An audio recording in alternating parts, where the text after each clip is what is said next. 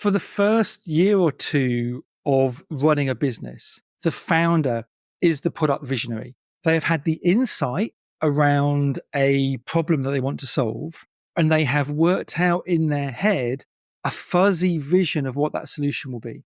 And so for the first year or two, all they're trying to do is get this known correct solution out of their mind and into the hands of engineers who can build it and put it into the hands of customers.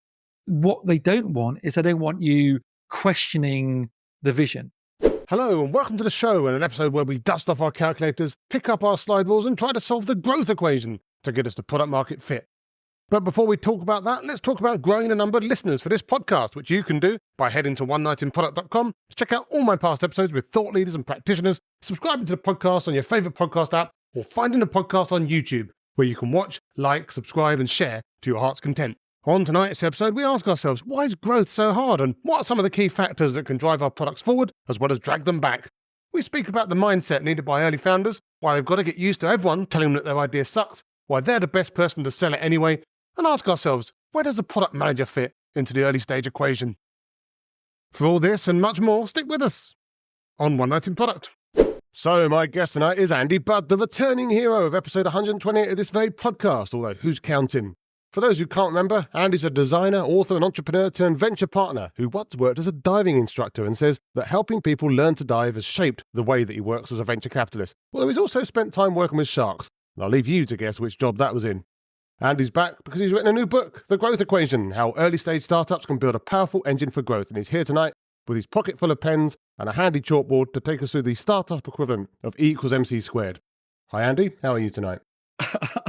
I'm good, and I'm just reeling off of that lovely introduction. So that was beautifully done. Thank you so much.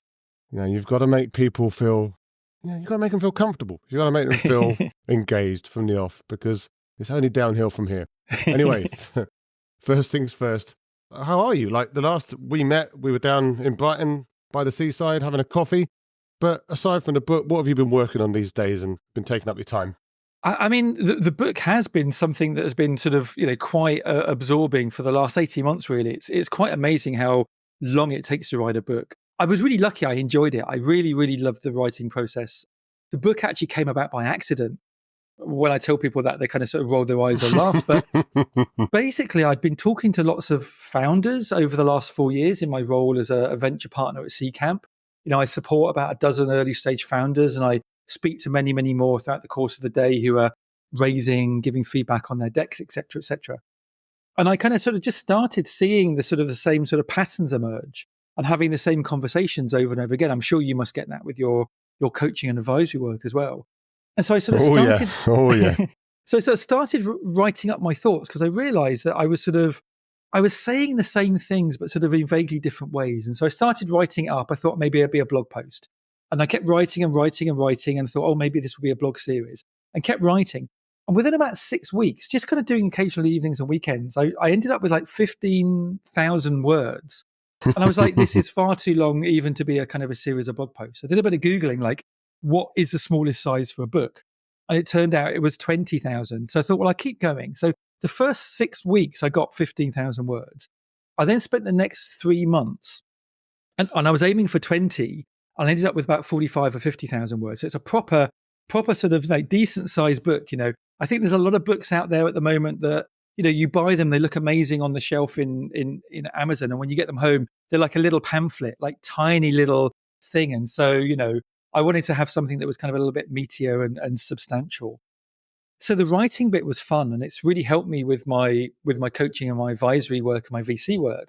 Because now when I talk to founders and I see the same patterns sort of emerging, I can remember things I've written in the book. I can point to examples. The book's full of lots of, examples of classic companies that you might know, and how they sort of, struggled through the early years and figure stuff out.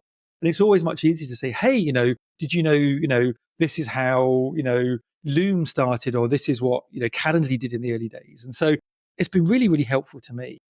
So the book writing has been quite big. Obviously, 2 days a week I work in venture capital. So that's been carrying on since I last saw you, working with the wonderful folks at Seacamp. And I look after about a dozen, as I said, kind of, portfolio companies. And it's really exciting seeing their journey. It's very much ups and downs.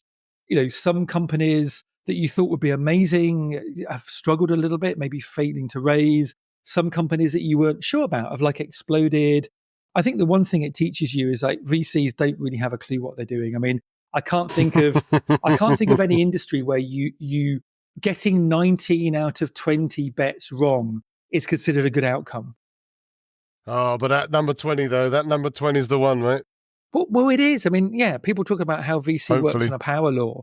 Like if 19 of your bets don't explode, but one of them does, but it explodes like 500 times the value of the investment.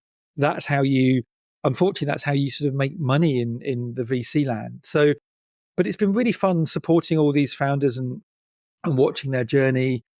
Also, I do some advisory work. So I've got a couple of private clients where I do similar stuff with them.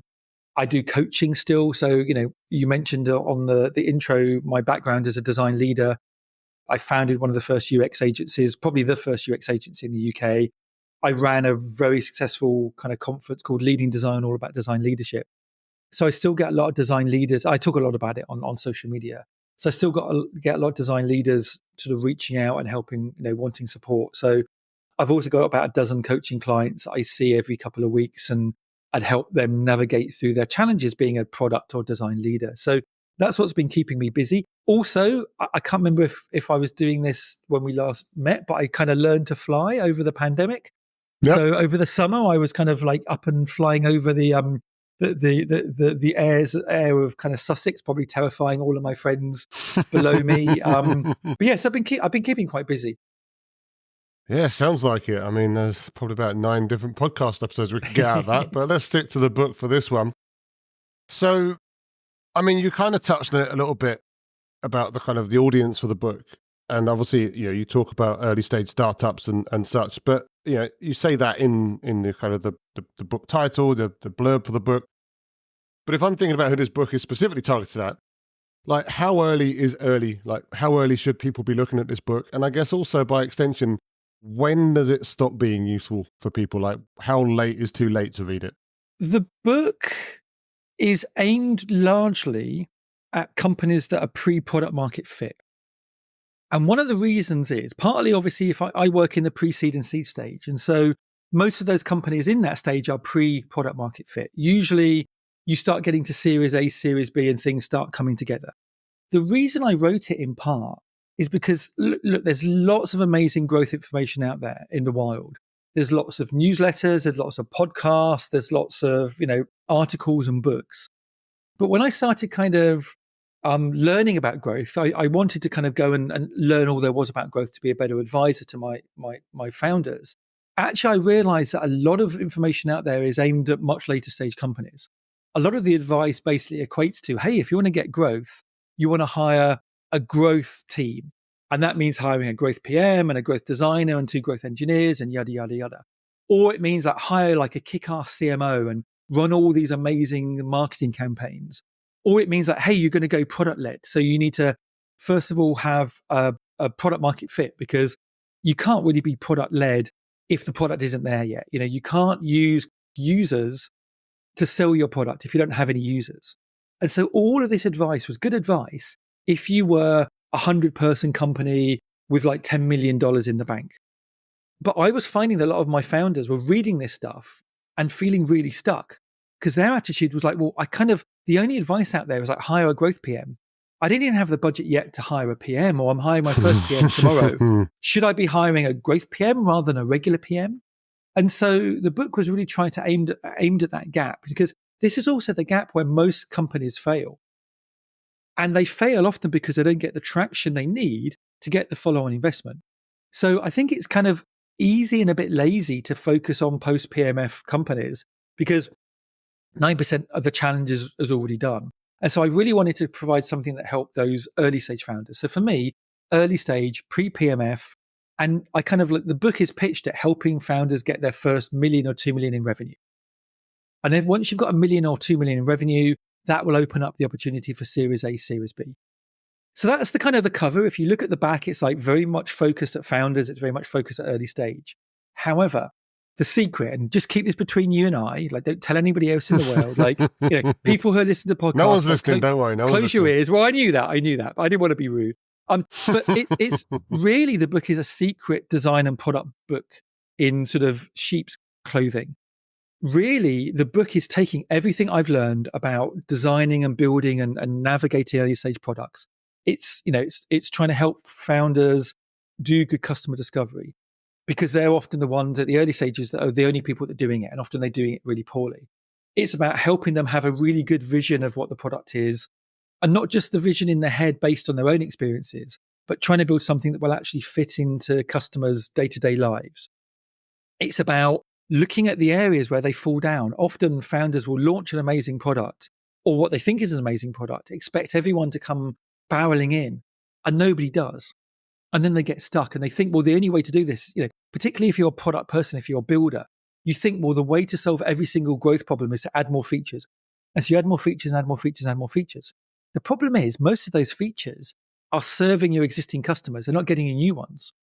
You're yet to be converted customers probably don't know or care that now you've upgraded your permission system or whatever. And so a lot of it is kind of like helping people navigate that problem. If you're a growth type, if you're a product type person, how do you do the growth marketing stuff? And similarly, if you're a growth marketing person, how do you do product? A lot of it is obvious stuff. Like I meet so many founders, even if they're getting loads of people signing up, they often don't, actually onboard properly. They don't kind of, activate. And so there's whole chapters on activation. There's whole chapters on retention. There's whole chapters on pricing, because most founders really struggle with pricing. There's chapters on founder-led sales, founder-led marketing. One of my favorite chapters is all about behavioral design, because I think you can't design products for people unless you understand people. And I meet a lot of founders that have a very engineering kind of mindset, and they build a beautifully crafted piece of software that they get and their engineers get, but the users are looking at this going, I don't understand it. I don't understand the language. I don't understand why the process flows the way it flows. And usually it flows that way because it's easier for the engineers to build rather than easier for the customers to understand. And so it tackles all of these things. And so really, it's a product design book. Really, it's and actually what I'm finding, interestingly, because I thought it would be mostly, and I think it probably will be mostly, founders reading it. But the number of product managers and designers who have been reading it early, it's only been out for a short while, but early reviews are like, this is really great. And actually I thought that it wouldn't be valuable to people who are later stage companies. But I've got product friends who are in, much, much larger companies who are also valuing it, because what it does do is it gives them an insight into the worries that their founders are facing and executives are facing. So in a weird way, I'm not saying it's like the sort of the lean startup, but the lean startup was aimed at similar people. But actually, I know people in agencies, I know people in mega large companies that bought the lean startup. And it's like, you're not a lean startup, but I do think there's a lot of information in there that people are like, oh, that's really interesting. I could use that. So it has broad appeal, but yeah, it is primarily early stage. Well, fair enough. I imagine people will be pricking their ears up at some of the things you've talked about as well. But the book is focused around the growth equation. It's a complicated looking bunch of letters and curly brackets, even some Greek letters in there as well, if I remember rightly. But before we talk about whether we can solve the damn thing, what are some of the constituent parts that you focused on, the elements, the variables within the equation, like at a high level? Well, again, because I know it's only me and you and no one else is listening, I will be honest here, and I will tell you that the growth equation is really a MacGuffin. I don't know if you are aware of the term. It's like MacGuffin. the gold in the suitcase in Pulp Fiction or something like that, right? Exactly. It's a kind of a movie making term for like a sort of an artificial element that kind of moves the story forward. It doesn't really matter what's in the suitcase in Pulp Fiction. It doesn't really matter what the Maltese Falcon is, but it's a kind of a device to hang the narrative on. So I have invented this thing called the growth equation, and it has come about from seeing these patterns emerge and realizing that every time somebody had a growth problem, it kind of pretty much amounted to one of these 7 elements or arguments in this equation. 5 of the arguments in the equation are things that have a positive effect on growth. 2 of them have a negative. And I've broken up the equation between product and market, because obviously the goal of the book is reaching product market fit. And so there are product related arguments that help or hinder the product, and there are market related ones. And I just thought it'd be fun to kind of put it into a little bit of equation because it makes me sound smart. But the book really isn't about that. That is literally the first chapter. The first chapter is, hey, here's the growth equation.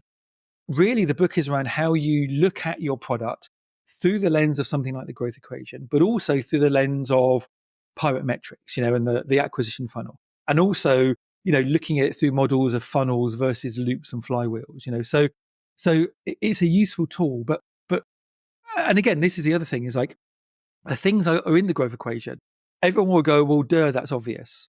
And that is true, because I think everyone out there is looking for some kind of secret silver bullet that will solve all their problems.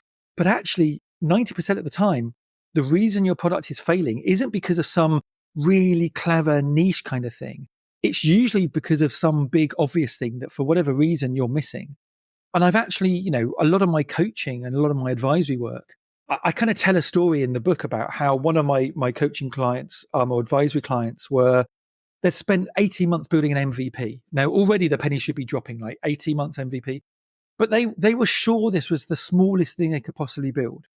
And they launched it and it didn't get any traction. So they spent another 6 months tweaking it for a different market, and they launched that and it didn't work. And they kept on launching this thing, adding more features, thinking it was minimal. And eventually they were kind of starting to run out of money. And I just advised them, like, hey, look, one of the big problems is people aren't getting to value fast enough. With this product, like many products, you sign up on an announcement list, and then 3 or 4 weeks later, a salesperson comes and tries to book a meeting. 2 or 3 weeks later, you have a manual kind of like demo kind of experience. And then 2 or 3 weeks later, if you finally decide to sign up and you have a bit of time in your calendar, you'll start using the product. So the gap between thinking, oh, this could be helpful, and actually getting value was weeks and weeks and weeks. And I was just saying to them, hey, look, you want to narrow that gap, Is there a way that you can kind of remove all of the wait list? Can you just get people getting value quickly? And they were like, oh, well, I suppose we could. And so they effectively ditched login, ditched sign up, and made the experience public. And as soon as they made it public, and they did this, like they scrapped the whole 18-month build product, and because they were running out of time, they built a new version in 3 weeks, and they launched it, and it exploded. There you go. Why did it explode? Because people understood what it was, because they could see it. People could discover it. They could start using it. They could start getting value. And the more value they got, the more they're like, hey, this is cool. And at the end of it, like the product manager said, look, Andy, before you came along, like we really thought we built something minimal. And it was only after speaking to you and then going through the process, we realized what a truly MVP was. And for these people, it was 3 weeks. And you can imagine, like, if they'd have done that 18 months before or 2 or 3 years before when they started, they would have been, in a much, much sort of, stronger, different position. They're doing really well now, by the way. But that was a potential life-threatening moment. And so all of these things, like we know what an MVP is, but we don't do it. We know that we need to get time to value down as quickly as possible, but we don't do it. And so these are all things that fill into the equation. So I'll kind of really quickly walk through what they are. The first most obvious thing is just having a big audience. I meet so many founders who spend all of their time building the product and launching it thinking, if you build it, they will come. And nobody comes because nobody knows about it, because they haven't spent any time building an audience. Yep. One of the things that VCs look for, to some extent, are founders with audiences. Hey, if you're on Twitter, if you're on social media, if you're on, Threads or whatever, and you've got tons of people following you, that means it's much easier when you open the door that people will discover you. So audience is big. Obviously, it doesn't really matter if you've got a big audience if they're not motivated. And so a big part of that marketing story is building that motivation, making people realize that they have a problem, because a lot of people don't even realize they've got a problem, making them realize that your product is the best product to solve that problem. And if you can get highly motivated users, that almost acts as a magnet to draw people through your system. If they're not motivated, they get bored, they drop out, the pain isn't enough for them to kind of carry on. And so building that motivation is really important. I mentioned it before, but value. I mean, this seems obvious, but building a product that delivers value and delivers value fast. So one of the kind of the things that you mentioned in the equation is like delta V over T, the incremental delivery of value over time. You want to deliver that value quickly, and you want to deliver it consistently. And one of the reasons you want to deliver it consistently is because one of the biggest challenges that people have is breaking people out of their old patterns of behavior and getting them to adopt your product and form new patterns of behavior. If people get stuck on your product, if they find it confusing, if they don't get the value immediately, they're going to go back to the old way of doing things. That might have been a competing product or service. It might just be a free Google Sheets template. Excel. It's Excel. It's always exactly. Excel. Exactly. Like 95% of SaaS products basically are a nice interface on an existing, spreadsheet. It's quite amazing. And, the founders are trying to say, hey, look, your free spreadsheet is a bit lumpy. You can now use our new tool and it's going to be £50 a month. And people are going, well, but it works. Why should I pay? So you've got to deliver that value. And obviously, so value is the third argument. The fourth one is stickiness, because the purpose of delivering that value over time is to keep people there, keep them delivering value so they can get maximum value. And obviously, this leads into product-led growth. If people are sticking around for longer and getting value consistently, that gives you an opportunity to get virality. So building a product that naturally attracts other people to it. So those are the 5 things that I find, like, you haven't got a big enough audience, the audience aren't motivated, you're not delivering enough value, you're not baking the product into their workflow, or the product isn't actually acquiring new users for you. So those are the 5 kind of positive growth signs. And then the 2 negative ones are friction. Basically, your product is really annoying and difficult to use. They don't understand what's going on. This is the designer in you coming out, right? It is. But so much of it is kind of this sort of friction stuff, like dropping people in. You go through a really, really complicated sign-up process, and you drop them in a blank page, and they don't know what they're meant to do. You're forcing them, to sign up for a wait list and wait. You're forcing them to answer a whole bunch of marketing questions. Like, it is designed, but it's not designed because I'm a kind of an ivory tower designer. It's because I understand human behavior. Because weirdly enough, I'm a human as well. And actually, I've signed up to stuff and I've watched myself drop out of products because they're annoying to use, they're difficult to use, the value's hidden. All I'm doing is thinking, hey, what is it like for me to sign up to a new thing? Oh, this is why it's a problem. And so removing the friction. And then the last thing is competitive pressure. And a lot of people think that competition is all the other companies trying to do what you're doing. And it is to some extent. Like, every company out there is trying to steal your customers away from you. And they might be doing it better. They might have a big audience. They might have more value. They might have more stickiness. But also, it is that spreadsheet. That's the thing that people forget. If you've been working using a spreadsheet for years and years and years, as soon as something goes wrong, you're much more likely to be drawn back to this free thing. And so you have to really think about all of the pressure that's driving people away from your product. And so those are the arguments of the equation. And that is kind of the framing of the initial chapter. But then the book is mostly around how you solve these problems. And so, that's the kind of the bulk of the book. The value is helping people get out of these situations where growth is slow, they need to raise money, they need to get things moving.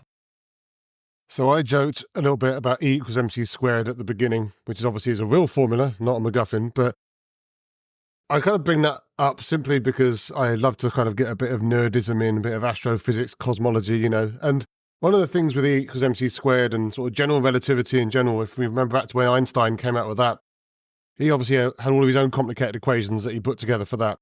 And one of the things that he had problems with was actually solving those equations in a way that was consistent with reality. And he kind of, at one point, came up with a cosmological constant, which he kind of put in there to kind of explain some of the bits that he couldn't work out. To balance things out, yeah. Well, yeah, but then he took it out again because he didn't believe that was a thing that should exist. He called it his greatest ever mistake and sort of put it on the trash heap. And the point of this torturous analogy is to kind of ask you if there's anything that you felt was like something that should have been in there, but then when you started to kind of do the research or look into it more, you sort of threw it away and said, actually, that's not important. I mean, I think that much as I like the equivalent between, one of the greatest equations in the world and E equals MC squared, likening is like the growth equation is effectively that growth is a function of these things. And that's a really easy get out clause. I'm not saying is equal to and directly to, it's a function of those things. And so that means that there are other elements out there that growth is also a function of. And I actually think that hopefully different companies might have different balances, or people might go, oh, well, actually, I'm going to add another thing to this, that is meaningful for me.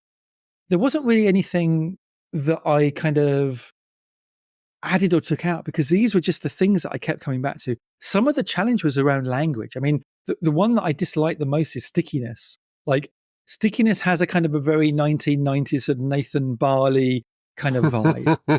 And I was also, it doesn't have a nice sound, stickiness. It's, so it was something I didn't really want to use, but I tried exploring other terms that were kind of also related to, the kind of constant utilization of the product. And that just was the one that kind of sort of stuck because it was the one that was most descriptive. I don't have a problem if people kind of fiddle around with this, but I'm trying to think, but I don't think there were any obvious kind of things that like I pulled out because I generally think these are the 7 that have the biggest effect. But there will be lots of other small little things. But again, what I also found is a lot of the small little things ultimately related back to so I'll give you one actually. I've just remembered now because one of them is there's a whole big chapter in the book or a whole big section in the book around positioning and around this concept of language market fit because I truly believe that in order to get product market fit, you need language market fit. So what's language market fit? Language market fit is effectively positioning your product not by using the language of the mental model of you, your founders, and your engineers, but of your customers. How do you find language market fit? Well, the first thing you do is you talk to your customers and you say to them, hey, you're using this product. What do you think about it? How do you like it? How do you describe it? And you listen to the words that they use. Now, I've seen so many founders interview customers whereby when customers say, oh, your product is a little bit like X, they go, no, no, no, no, no. And they begin to lecture the person on the right language they should use. First of all, that's really frustrating. When someone tells you you're using the wrong language, it's really, really annoying. But secondly, like your job as a founder isn't to convince people that they're wrong. Your job as a founder is to go, oh, that's interesting.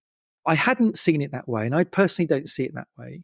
But if all of my customers say, oh, you're a little bit like X, but you do A, B, C differently, your job is to adopt that language to make it easier for people to get it. So it's positioning. And so I was trying to figure out like how can I add positioning in there? But really what the fudge is not really fudge, but motivation is the outcome of positioning. If you get the positioning right, what you're doing is you're dropping that aha moment into people's minds. They now get what the value is. You're connecting the value to the audience and you're making them motivated. And so I think, the biggest part for me of motivation is around that nailing that positioning. But then also it becomes around marketing. The other reason why I liked motivation is because so many people launch products that are vitamins, not painkillers, where they're useful, they're interesting, but no one is kind of like knocking down the door to get at them. And so really understanding what can we do around the product, maybe it's a framing, maybe it's a value that massively increases motivation. And so like positioning is about awareness. Motivation is the perception of value and an understanding of the problem. This is the other thing. Like there are lots of products that actually solve a really, really meaningful problem, but people don't realize they've got them. And so that's where marketing comes in. A lot of marketing, early stage marketing, isn't selling the product, it's selling the problem. It's explaining to people like, you might not realize that this thing is problematic, but we need to teach you it is. And once you know that it's a problem and it starts, again, I'm not saying this is a good analogy at all, but back in the day, like in the 50s or 60s, like having bad breath wasn't a thing. People didn't even consider it until the marketing teams came along and said, oh, there's this thing called bad breath and there's a solution and it's a mouthwash or a mint. Like the marketing teams invented this problem that suddenly people are like, oh yeah, that's not really good. And so that's kind of what I think you need to do in the early stage. If people don't realize the problem is there, you've got to put an awful lot of effort into that. So I think that's one area that encompasses multiple things. No, there's definitely lots to unpack in there, and it kind of really resonates, this idea around like, you can't just sort of like with the film, you can't just build it and they're going to come.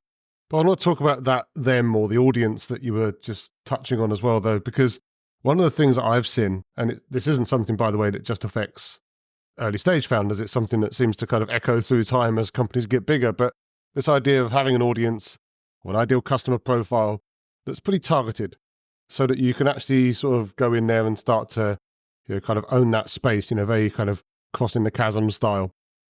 But it's something that a lot of founders seem to struggle with because they kind of, the world's their oyster. They just want to go out there and go and, sell everything to all of the people.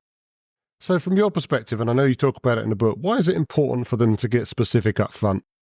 Well, I mean, this is really interesting because I think in the book, I actually have kind of two different areas in the book, which actually almost kind of counter this concept. And so, and I think, I'm not saying I'm a genius, but I think it was Einstein that said something like, the sense of genius is the ability to hold two conflicting viewpoints at the same time. And I think to some extent, I think he was probably right. But so yeah, he knew a thing or two, that guy, right? So one element of this is you mentioned the term ICP, ideal customer profile, and a lot of the training that founders get given, and a lot of advice they get from VCs is you've got to have an ICP, you've got to know your ICP, and I get this. The problem I find is that in order to demonstrate a big enough market, founders naturally pick a very sophisticated ICP. They tend to be bigger companies. They tend to have larger pockets, understandably, because they want to make a ton of money. The problem is that when they then go and target these very sophisticated companies with their 6-month-old MVP, these companies obviously look at it and they'll go, oh, well, it doesn't have SOC 2 or ISO accreditation. And actually, because we're a really big company, we need to have a workflow process where we need sign off on things. And also we really need complicated billing. And actually we need to have a really, really detailed data dashboard that we can download. And suddenly these sophisticated companies, because they're sophisticated, start piling on request after request after request. Now, because the founders are getting a hint of interest, they're going, oh, well, like this is our ICP. And they're telling us, we build these 15 things, they'll buy. So they go away and they build these 15 things. And then the companies look at it and go, oh, this is really good. You made a lot of progress. But actually, now we need these other 15 things. And it becomes never ending. Like on what you're doing, you talked about crossing the chasm. What these founders are doing, unfortunately, are they are targeting the later stage companies that are over the chasm. And that is a death knell in a lot of companies, targeting overly sophisticated ICPs. So in the book, what I talk about is actually the need to move away from ICPs and talk about having a beachhead. And beachhead customers are kind of temporary. They are customers that are currently being underserved. They are customers that don't have a whole bunch of requirements, but they have one or two really meaningful requirements. And those requirements are big enough and painful enough that they'll be willing to ditch all the other bells and whistles to have them. Often these are customers of bigger companies, and the companies have outright said, we're not interested in this. We're not interested in doing this thing that you're asking for. And so they're just waiting for someone to offer a solution. And so, in the parlance of military, which I try and avoid because, we're geeky people who are building websites. We're not, running a military campaign. But in a military campaign, what military strategists do is they'll identify 2 or 3 landing points or beachheads, small little spaces where they can target their efforts and land and then marshal resources. And the goal isn't to kind of own that beach. The goal is to kind of actually move out into the adjacent territories. And the same is true, I think, with finding new customers. There are plenty of examples of companies out there. I mean, I think HubSpot was one of them. Like HubSpot started serving small other founders, small little businesses of 1 or 2 or 3 people. Once they got enough brand recognition, once they got enough understanding, and once they had a year or 2 of marshalling their resources and building the product, they moved away from serving smaller businesses and started focusing on much more sophisticated teams. And so I think that's what you need to do. Like your ICP is a target in 2 or 3 years, but you need to find these smaller niches. So I think finding niches is important. However, this is where the counter information comes from, which is like I've met a lot of companies that target a niche and they target the wrong niche. So they build for that niche for 6 months. They build very, very specific things for that niche, only to realize that niche isn't interested. And so they try a different niche, and then they try a different niche. And I think it's often sometimes better to have a really generic product that you can throw a lot of traffic at from a lot of different places and then see which niches start to get use. And so once you start to see, oh, well, that niche, I wasn't expecting that, but that niche was doing really well, we double down. And the example I give in the book is Calendly. Most people would imagine like the ICP for Calendly would be tech workers or office workers wanting to book meetings, And actually, if this was, if this was a San Francisco startup, you wouldn't be surprised to find, that who might their early users be? Well, there might be VCs, or there might be founders wanting to organize VC, meetings. So it surprises a lot of people that the first users were parents and teachers in Korea, because it just so happened that the people that developed it were also developing Korean tools for teachers, and they started using it to book the parent-teacher meetings, and suddenly it blew up. Now, you would never decide, probably, I'm going to go and target these customers.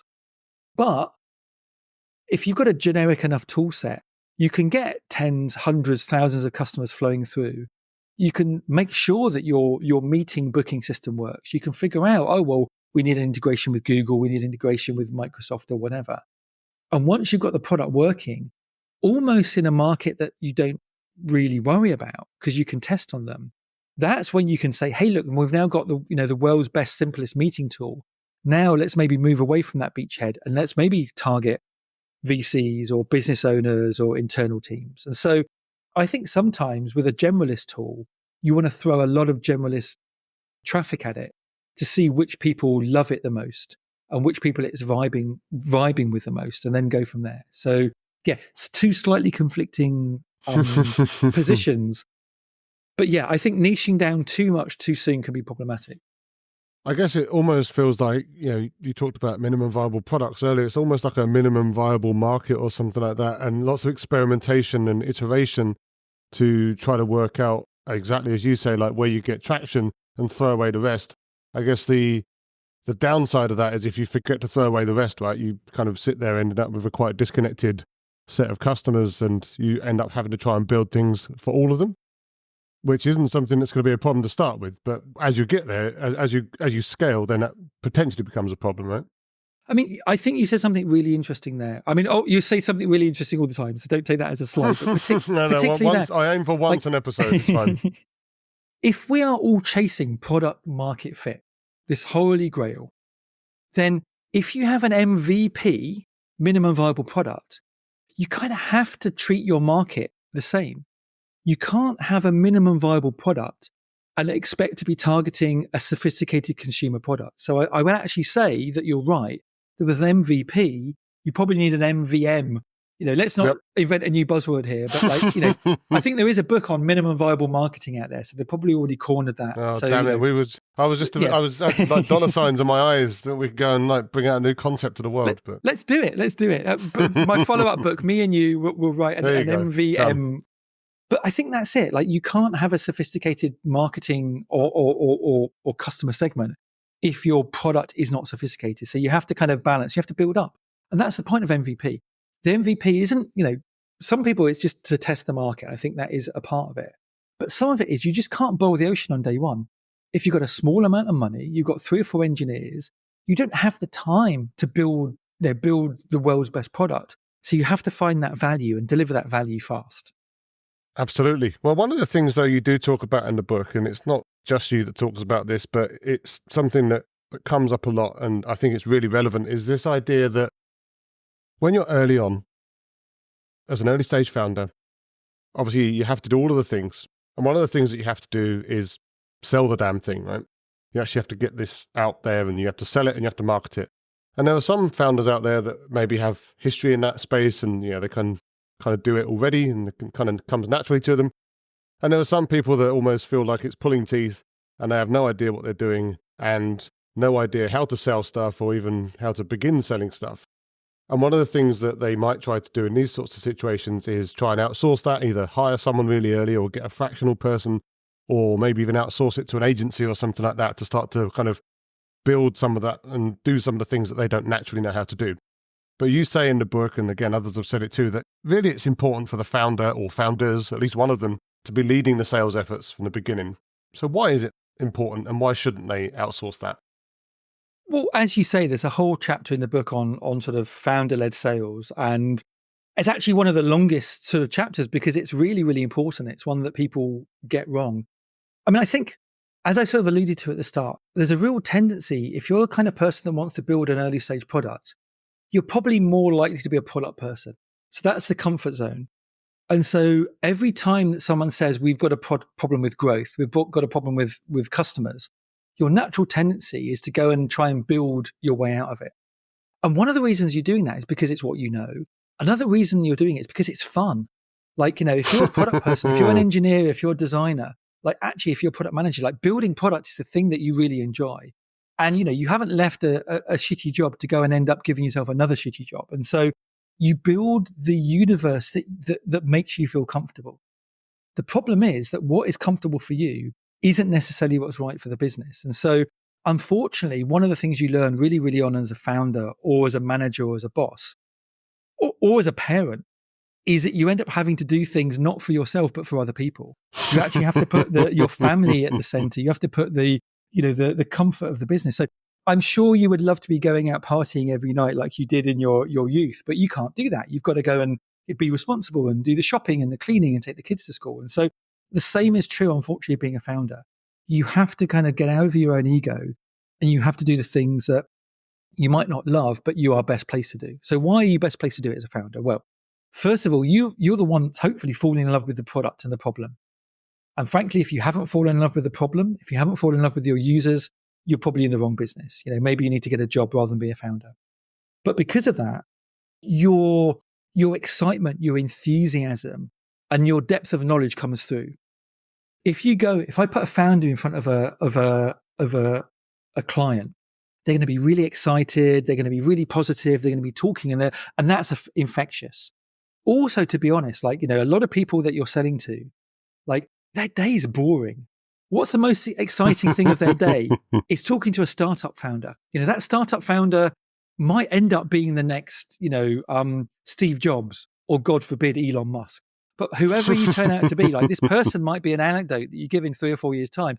Oh yeah, I knew Jason Knight when he was just a blogger and he was chatting to me, on email about his new product. And now look at him, he's a billionaire and he's flying to space. You want to have that anecdote. And also, so first of all, you're just the most effective salesperson. But secondly, in order to manage people effectively, you kind of need to understand the job. Like, it's really difficult. I've met so many people who have hired external salespeople, and those external salespeople have failed to sell. And they've failed to sell in part because most salespeople are good at selling products that are already reached product market fit from a playbook that's already been created. And so most of the time, you as a founder, you create that playbook. You figure out the words that work. You understand the objections. You hone the pitch deck. You get it 80% there. You hire an amazing salesperson, and they will take that 80% to 100. But if you hire a salesperson that has to figure this out themselves, and they've never done that before, it's really challenging, particularly if those salespeople are commission-based, because they don't have the time to go and build this machine from scratch. They just want to be wound up and given the solution and go and iterate. I meet so many people that are founders that don't understand how their product sells. So they can't manage. When the salesperson comes back and says, "Oh, it's been another bad year, sorry, another bad month, we haven't sold anything." Like, the founder can't go, "Well, look, when I was selling, we sold 4 a month, and I did it because of X, Y, Z." So you've got no grounds to disagree. And so I've met people that have hired salespeople. They've literally not performed for 6 months, 9 months, and eventually the founder gets frustrated that they fire the person and hire another person. It doesn't work out again. And you go through 2 or 3 instances of that, and then suddenly, out of frustration, the founder goes, "Well, I better do it myself." And then things start flying. It's the same with hiring an external SDR kind of agency. They don't know you. They're not the best people to be phoning someone up and kind of, trying to understand their needs. And so, yeah, I think founder-led sales is uncomfortable. It's a horrible job. Like, most of us that work on product are quite shy and retiring, and sales is rejection. Sales is phoning up 50 people and 48 of them saying no. You've got to be a bit of a psychopath to choose a job where every day people are telling you that you're shit and you don't care. But what happens is, once you start landing those deals and once you start going, "Oh man, I'm actually getting, you're focusing on landing those 1 or 2 sales rather than all the rejections." So avoiding rejection, I think, is a big reason why founders don't do it. But that's not a good enough reason.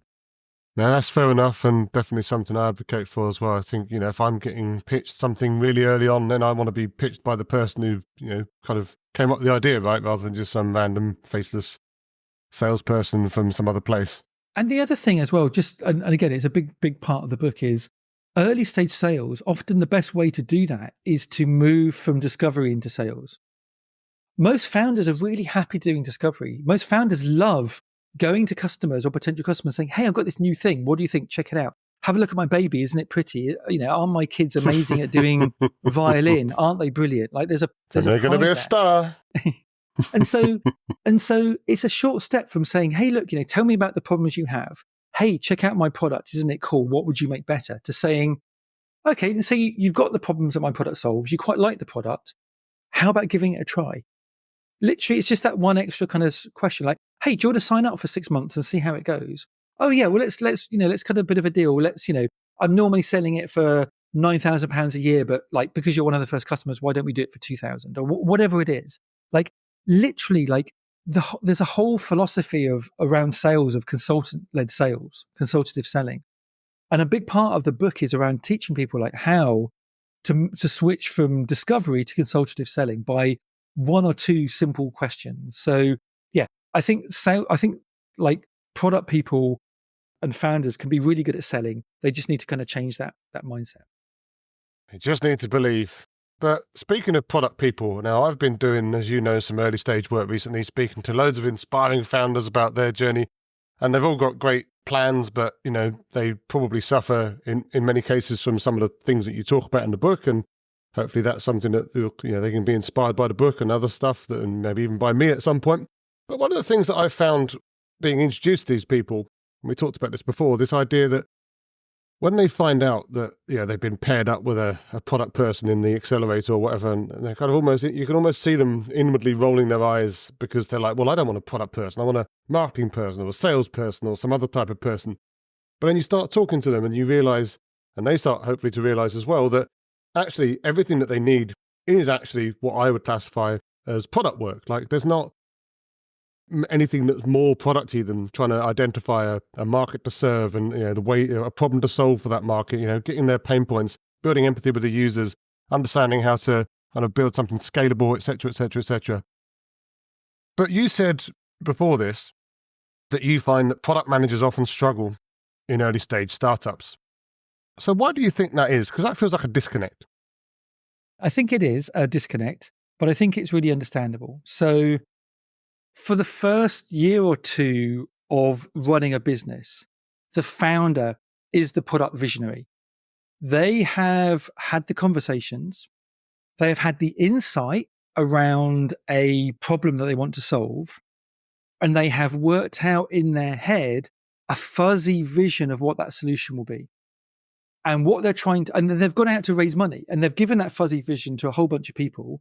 And one or two people have said, yeah, that's great. I believe you. Go and build this. Here's £1 million.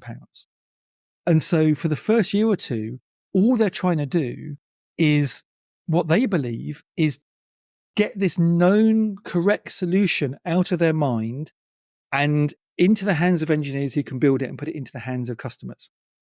So the first year or so, it's not a product problem, it's a project management problem. And so the first challenge is if you hire people who are product managers and you put them in a company that believes they are solving a project management problem, you get a lot of really unhappy product managers. The challenge that most of those early founders believe they have is in writing tickets, prioritizing backlogs, managing the delivery of features to engineers, which is a big part of what product managers do. But what they don't want is they don't want you questioning the vision. Even if you're right, because I think the problem is like getting anything off the ground is like a fragile little flower. Like, you're talking to lots of VCs who tell you you're an idiot. Your parents and friends and family say you're an idiot for quitting your amazing job and going and risking everything on this, risking your house, risking your well-being, et cetera, et cetera. So all around you, people are like taking pop shots and telling you an idiot and you're trying to protect this thing. And so when a person you hire comes to you and says, look, sorry, boss, but like that's a really stupid idea. Rather than them going, oh, thank you so much. Thank you. Like, I really appreciate it. They're naturally already kind of going to go, look, just get away from me. I'm trying to build this thing to life. So, and I know this because, like, in the early stages of me advising people, I would also say this isn't going to work, but it would fall on deaf ears because they've got used to everyone saying it's not going to work and they have to power through. So what you need to do is you need to help them deliver that vision. And hey, if the vision works, brilliant. 9 times out of 10, it doesn't. And then you need to be there to help them. Now, like I said earlier, what typically happens is the first thing they do is they throw more features at the problem. After 6 months of throwing features at the problem, it doesn't work. And then they start thinking, well, what else can we do? And that's where, thinking about the growth equation, audience, motivation, value, stickiness, virality, all these kind of things start to come in. And this is actually where good product managers start to say, well, hey, look, I have a hypothesis around why things aren't moving. And it might not be because we don't have SOC 2 compliance. It might be because when we onboard people, we dump them into a completely blank page with no instructions around how they get anything done. That's not a feature, really. That's not something that you can say, hey, look, you could buy our tool because it's got onboarding. But it's a thing that will solve those problems. If you get those people using the product and they start churning, the automatic response is, well, let's add more features to stop them from churning. But what you actually need is you need a smart product manager to go to those people and say, hey, look, what's going on here? Like, why did you churn? Or finding people in the data that are about to churn and talk to them, say, hey, what's going on here? And figure out that maybe it isn't about features. Maybe it's that some of the features that you've already got are hidden or are not clear, or they're not realizing and seeing the value. A good friend of mine, Anna Debenham, used to work at a company called SNCC, who are a security company. She wrote this really good article about like just sending weekly updates of activity. If you've got a security product that's sitting in the background, you might not even realize it's delivering value. But every week you get this lovely email that says, hey, look, we prevented 15 vulnerabilities and 2 hack attempts and yada, yada, yada. Suddenly you're like, oh shit, I'm aware now of all the value this thing is delivering. And again, like sending an email update, like most founders wouldn't be thinking top of priorities like email update. Most of them would be thinking, well, we need to add this other extra value. But having that mental model of going like, hey, look, no, sending an email might be the most highest leverage thing we can do today, needs a contrary kind of product manager. So I think what I find is early product managers are treated as project managers and they don't like it and they tend to leave. The other thing is what happens is if you hire a really senior product manager, if you hire a CPO, the CPO comes in and goes, hey, I was taught 10 years ago that the CPO really is the CEO of the product. So step aside, boss. I'm now making every single decision. And I'm making every single decision about all the stuff you love. You're an idiot. You've hired me. I've come from Amazon. I'm a big hitter. And I'm going to drive the product forward. And of course, then you get up in battles. You get, the product leader battling with the CEO. And in that situation, the CEO is always going to win. So, and some of your product, manager kind of, listeners maybe not like this, but what I tend to advise founders to do is to do 2 things. Is their first product hire probably should be a junior product manager that is really a project manager. Most founders aren't good at writing tickets. They ain't good at, putting processes in place. The backlog is probably in a spreadsheet or a Keynote file rather than something meaningful. They probably don't know, tools like Linear or whatever. So you kind of want someone that's a little bit operational that can start to put some really light processes in place, but is mostly actually to some extent shielding the engineers from the founder. Because the founders are good, but founders will keep going to the engineers all the time saying, can you add this? Can you add that? Can you add something else? And they're not realizing how much debt accrues. They're not realizing the sapping of motivation that happens. And so I think your first product manager needs to be a junior product manager that runs interference. And slowly they can build that kind of confidence. They can grow over the years. And as the product leader, as the founder, starts doing less and less on the product side because they're doing sales now and they're doing fundraising now, you then start to slowly step into those shoes. But it's a gradual transfer of power, rather than an immediate kind of takeover.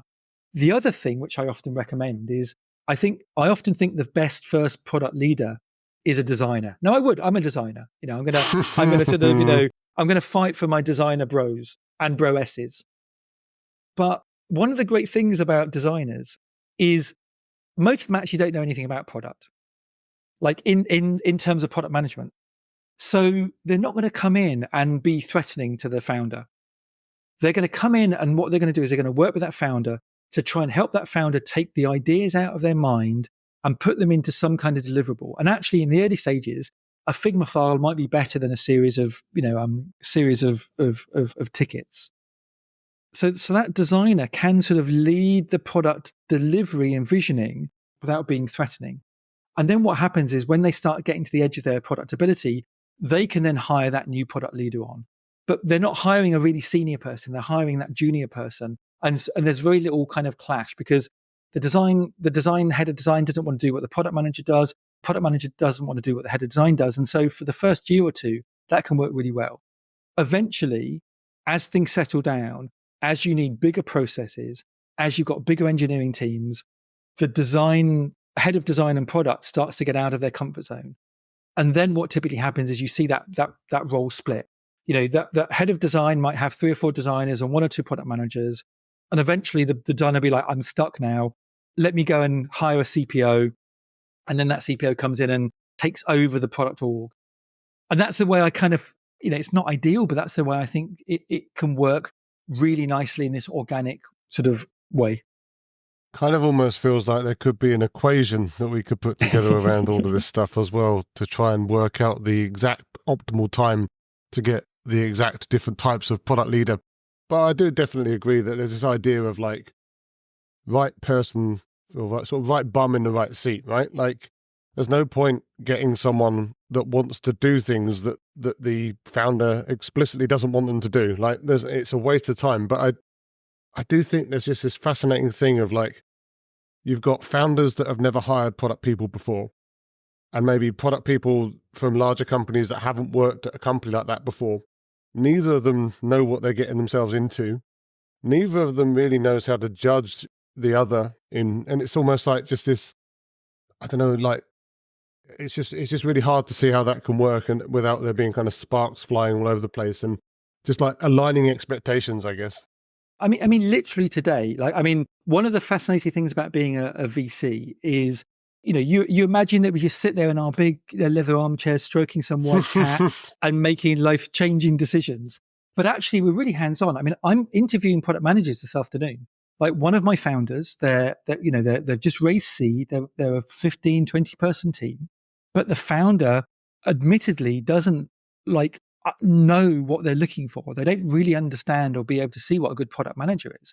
And so I've been, every few days, I've been hopping on calls with people that are maybe, 2 or 3 interviews into the process to kind of actually really understand the kind of nature of the product manager these people are, make sure that the skills they have aligns with what the company needs, but also to kind of, to some extent, also to kind of be that truth teller to say, hey, look, I know that you're answering all the right questions to get the job, but actually the reality is going to be X, Y, Z. The reality is for the first year, you are not going to be in the driving seat.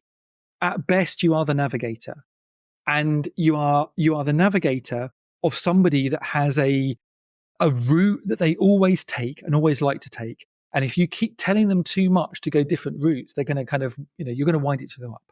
So after a while, you will grow into that job. That person will sort of, cede back, see control, but you need to get that trust first. And so almost like with these interviews, I'm trying to kind of put people off, because if I tell them the truth and they go, look, no, I get that, and that's what I'm fully expecting, then they're gonna thrive. And if they're like, oh no, I thought I was going to be the CEO of the product, and I thought I was going to tell everyone what to do, and it was going to be my domain, and the CEO was just going to disappear into the background. I'm sorry, but you've got another thing coming here. So yeah. No, absolutely. Complete honesty for both sides, I think, absolutely important and very lacking in many interview processes. So I wish you the best of luck with those interviews. But if people want to come and find you to either interview or just chat or just generally find out more about the book or some of the work that you're doing, where can they come and satisfy that urge? Well, jump onto my website, andybud.com. If you go to andybud.com/book, you'll have all the links to various places to buy the book. I mean, most people will just buy it from Amazon because that's super easy. But if, I've also got links to your Barnes and Nobles and, your kind of retailers, decent retailers, if you want to buy the print copy. I probably shouldn't say this, but like Amazon kind of slightly messed up the cover. So if you want the perfect cover as the author envisaged, you want to buy it from a real bookshop rather than from Amazon. Amazon, for whatever reason, don't understand book design. Surprising, but there you go. But I've got a little podcast or a little kind of article rather, all about like the challenge of getting Amazon to appreciate design on book covers. But yeah, go and buy the book. Also if you go to andybud.com, you can find out all about my coaching, my startup advisory work, and et cetera, et cetera. Or, I mean, again, I even hate to mention this, but like, with the slow but predictable demise of Twitter, I still refuse to call it X. Like more and more of my effort is going into LinkedIn. I never thought LinkedIn would be the social network of choice, but I'm on Threads, I'm on Blue Sky, but most of the activity in the design and product world seems to be moving towards LinkedIn. It's a horrible reading experience. But yeah, you can follow me, Andy Budd. I think it's linkedin.li. Andy Budd or /Andy Budd, and then you can find me there as well. I'll find it and put it into the show notes alongside all the other stuff, and hopefully get a few people heading into your general direction and finding out how to optimize and maybe even solve their own growth equation. Well, Andy, as ever, it's been a blast. Always a pleasure to talk. Obviously wish you continued success with the book, but as for now, thanks for taking the time. Thank you very much, and speak to you soon.